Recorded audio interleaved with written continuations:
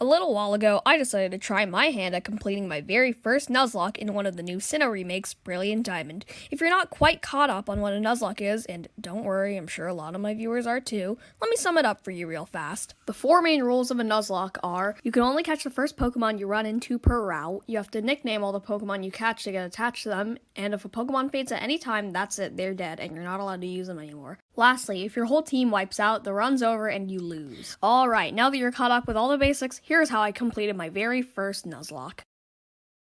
Hey! Well, my friend Barry broke into my house and started tossing me around the whole town looking for a red Gyarados or whatever. We accidentally got attacked by a bunch of wild Starly in Lake Verity in the tall grass. To protect ourselves, we tore this old professor's briefcase open where I snatched Turtwig and...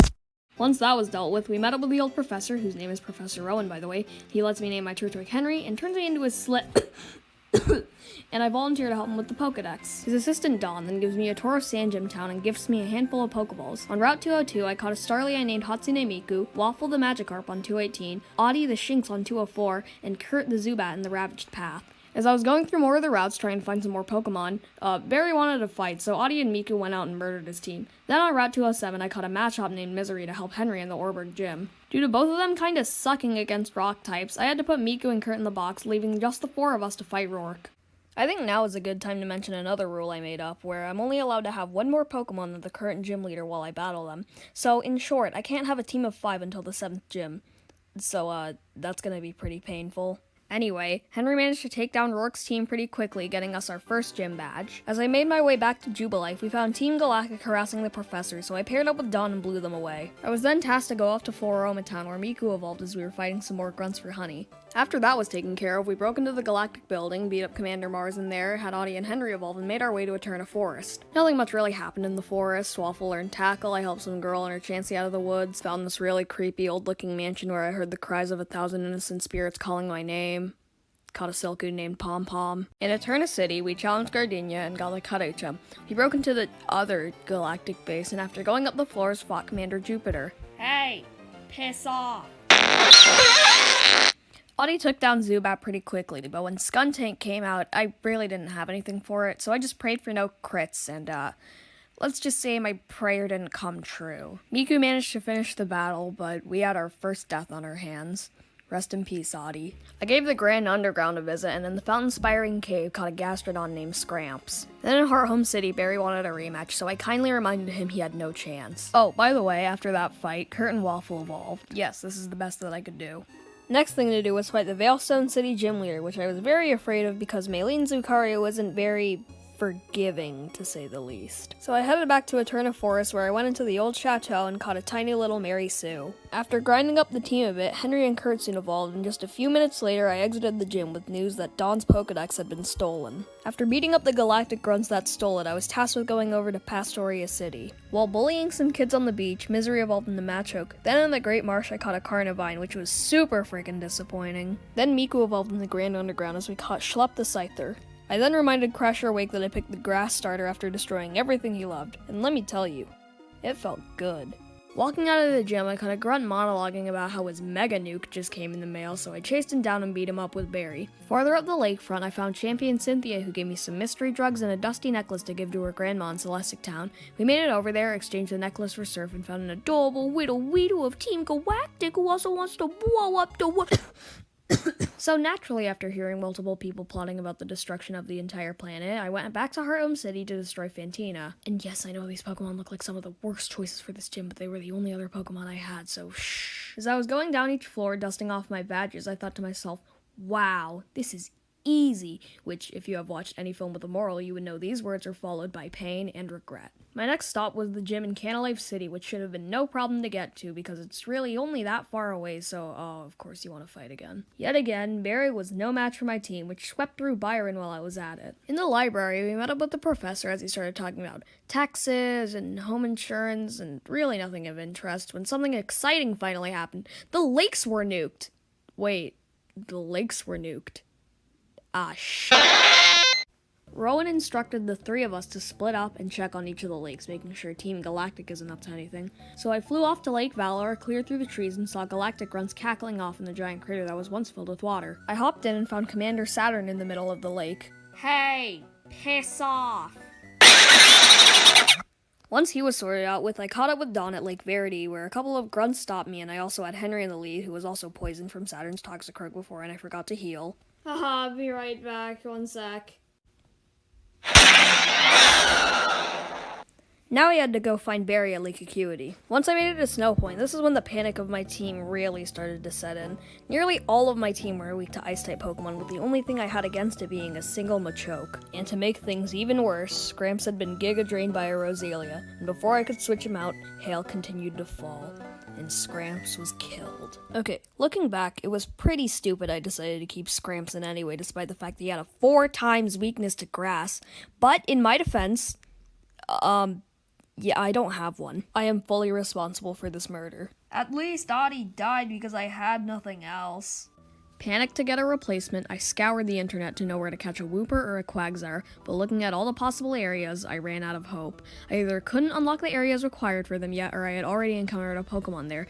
My next chance would be the Riolu in Iron Island, but then again, I didn't really want to have to grind up another Pokemon all the way from level 1, so... Welcome to the team, Schlup. Oh wait, you're weak to Ice too. Damn it! Well, this was basically all I had, so after doing a bit of TM shopping, Waffle got Fire Blast, Misery got Flamethrower, and Schlup got Steel Wing, just in case things got desperate. And now, there was nothing between me and, the gym leader. Wait, I forgot her name, crap. Hey, can someone in the comments tell me her name? That'd be super cool of you. Oh, come on, I didn't even say piss off that time. Oh, okay. Misery took out Sneasel and Snover, and Miku managed to take out the Metachamp. And lastly, Abomasnow. Most players know that this thing is really strong, so I sent out Misery for being my highest level Pokemon. She managed to get some pretty good damage on the Abomasnow, but was left with 9 HP after Blizzard. And then, hail continued to fall. But this time, things were different. Misery managed to live through the hail with 2 HP like a frickin' champ. I swapped her out for Waffle, but this wasn't where my problems ended still. The Abomasnow constantly spammed Blizzard, which did a good chunk of Waffle's health, so I basically just started using all the Hyper Potions I could to ensure she'd live until the hail went away. After about 6 potions and about $7,000 in my earnings, hail stopped and Abomasnow used Giga Drain instead, which Waffle luckily managed to tank. Now with an opening, Waffle pulled off the Fire Blast, bringing down what little the Abomasnow had left. We nearly lost, but hung on by a thread. After the grunts blocking the Acuity lakefront went away, I stepped onto the snowy lake and found Barry being bullied by Jupiter, who then glanced at me, spit in my face, and went over to Veilstone, saying that the plan was ready and that it could finally be summoned, and also piss off. So I flew all across the country for the billionth time, and a grunt ran off once they saw me, leaving the key to the entire galactic warehouse on the floor. We re-entered the HQ, took out Cyrus's team in no time, and he gifted me his Master Ball for some reason. Saturn was in the basement, saying I wasted my time, so I told him to piss off again, and I killed him. Again. I headed up to Mount Coronet, and while going through wild Pokemon, I realized I'd accidentally caught 2 Pokemon in the same area, a Graveler named Dudebro and a Snover named Clark. I got rid of Clark pretty quickly after that, not much to say, but I also really hope I didn't just fuck up the whole run by doing that. Then I got over to Spear Pillar to stop Cyrus's shenanigans, but it was too late and Dialga was summoned. Oh wait, I just realized I have to draw this now. Anyway, I was about to attack Cyrus, but Mars and Jupiter stepped in and tried to stop me. So I killed them. Then out of nowhere, the Lake Guardian showed up and broke the red chain, freeing Dialga from Cyrus's grasp. Which, you know, seems like a really bad idea, because now you have this god running rampant, and it's probably just gonna destroy everything at this point. Cyrus was pretty pissed about this, which was fair, and targeted the only other person that he could see with his teeny tiny little baby face. He wanted to fight. After beating up his team and really wishing I had an electric type, the rest of Team Galactic ran away. I Master Balled Dialga, because of course I did, and Rowan and Dawn showed up to check on how I was doing. Oh, you know, just the usual, taking the literal god of time and keeping it as a pet. Well, time to fight the electric gym leader, with 2/3 of my team being flying type. Wait. Oh shit! After replacing Kurt and Miku with Dudebro and Ed, I still needed to find a 5th member to go against the gym leader. Hey, guess what? Now we're in Sunny Shore City, where I can go into the Grand Underground and fetch myself a Quagsire. So I did. I named him Bobaty, and while I still had the time, I caught a Ralts.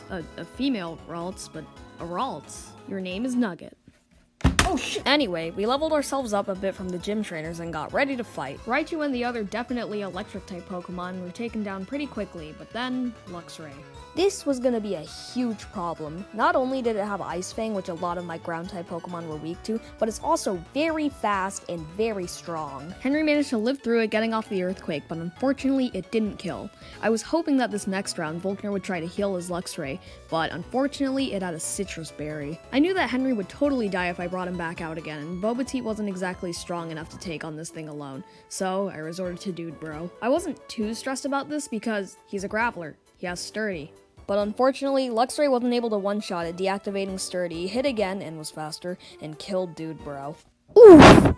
Ed the Dialga managed to finish off the rest of the fight, getting us our final gym badge. And now, it was time to take on the Elite Four. This was gonna be hard. I spent quite a while trying to figure out what the optimal team would be against it, and in doing so, I unfortunately had to leave Waffle and Schlupp behind. But no matter what, I will never forget Waffle and how much she pulled us through this game. We definitely couldn't have done it without her.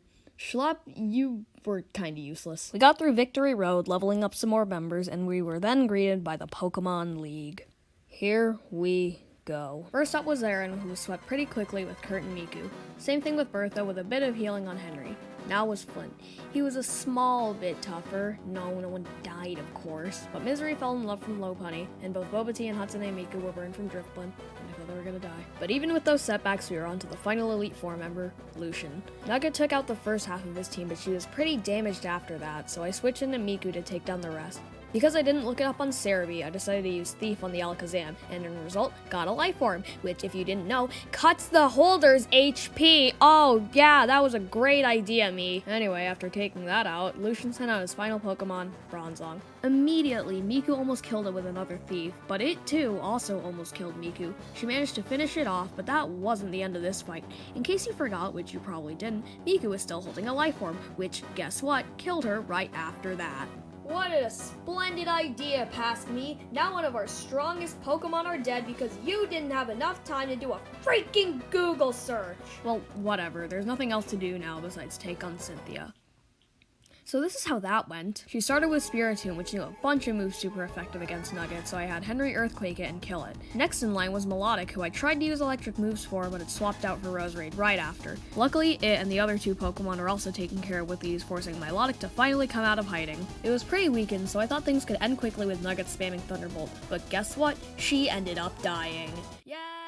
Woo! Yeah! Oh, and if you're wondering, I swapped in Henry to kill it. One Pokemon left, and that Pokemon was... Oh wait, you wanted me to reveal it to you? Come on, the game's been out for like 3 months now, and the originals have been out for even longer. You should already know. Gotcha! Originally going into the fight, I had two plans against it.